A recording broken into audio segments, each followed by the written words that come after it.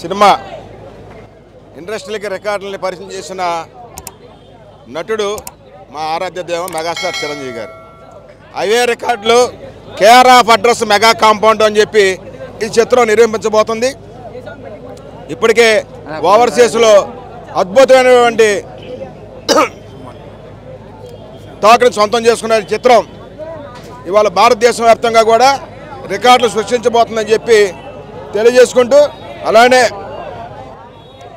మగధీరలో కాలభైరవగా, రంగస్థలంలో చిట్టిబాబుగా, ఇవాళ అప్పన్నగా, తండ్రిని మించిన తనయుడిగా రామ్ చరణ్ తన